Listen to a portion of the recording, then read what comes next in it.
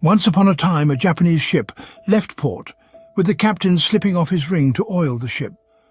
Upon returning, he found his ring vanished.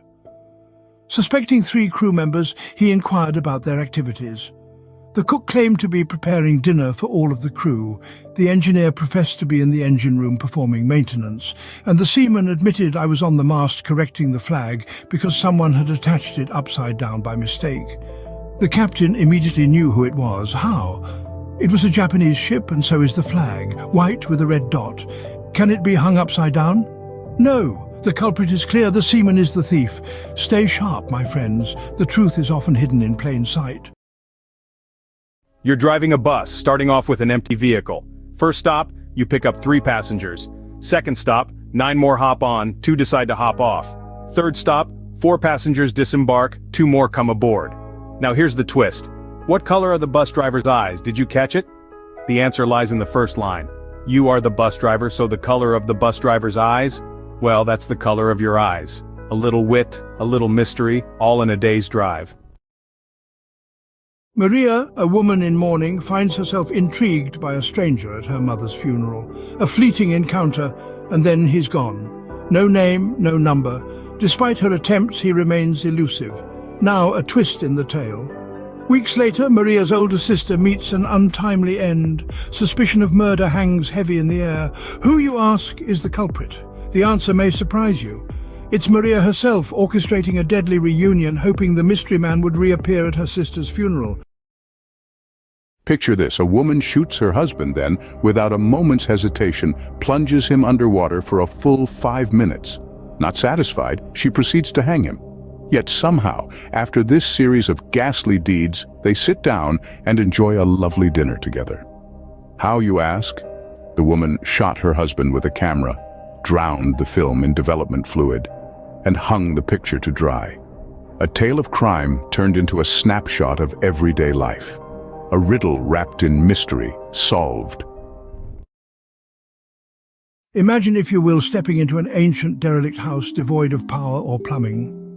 A trio of ominous doors confronts you. Each door holds a grim fate. Behind the first, a ravenous lion awaits its next meal. The second, a ruthless murderer lurks, blade in hand. The third, an electric chair humming with deadly voltage. No turning back, a door must be chosen. So, which do you choose? The answer is the third door with the electric chair is your safe passage. Remember, the house has no power, hence no electricity to power the chair. A father on the brink of his twilight years presents his 3 sons with a riddle to determine who will inherit his vast estate. He instructs them to purchase an object from the market, something that can fill his entire bedroom, yet small enough to fit into a pocket. The eldest son returns with pieces of cloth barely covers the floor. The middle child, armed with hay, succeeds only in covering half the room. Last but not least, the youngest son steps forward. He presents his father with a box of matches. By striking a single match, he fills the room with light, thus solving the riddle. In the grandeur of a circular mansion, a wealthy family resided. To support their lifestyle, they hire a butler, a maid, and a gardener.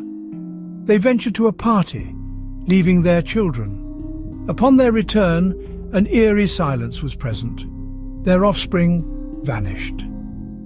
The authorities questioned the staff trio. The butler confirmed he was engrossed in the plethora of books in the library. The maid insisted she was ridding the mansion of dust. The gardener affirmed he was tending to the plants. So, who is the wolf in sheep's clothing? The answer lies within the details. The maid claim of dusting the corners, however, in a circular abode, corners are non-existent. Sally, in a place where summer's warm embrace lasts half the year, with winter's icy fingers claiming the other half. Her heart is set on constructing a haven nestled on a quaint island in her very own lake.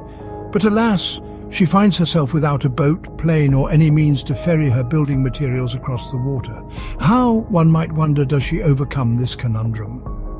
Sally bides her time, awaiting the harshest depths of winter. The lake freezes solid and she can simply stroll across, materials in tow. I've left a $100 bill atop a book on a table, needing it for medicine, and asked my household staff to buy it. 1 hour later, no medicine, and the cash has vanished. Calling in my household staff, I question them. The driver claims he saw the money, that the wind had displaced it, but he'd returned it to its original spot. The gardener insists the wind blew it away again, so he tucked it under the book. Now, the maid, she says the gardener is fibbing. She insists she was the one who put the money between pages 1 and 2 of the book to keep it safe. So, who's the fibber here? It's the maid, my friends. Because usually page 1 and 2 on the book is back and forth, so you can't put money between it. Picture this. A man, alone in a pitch-black house, not a single light source to be seen, no lamp, no candle, nothing. Yet he's comfortably reading his book. Impossible, you say? Well, our friend Jessica begs to differ.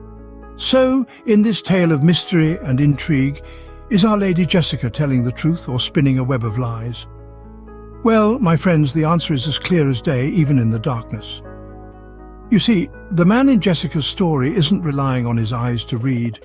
He's blind and he's reading Braille. Remember, not all is as it seems. Until the next riddle, goodbye. And don't forget to share and challenge your friend. Hit subscribe to support our channel and receive daily dose of riddles.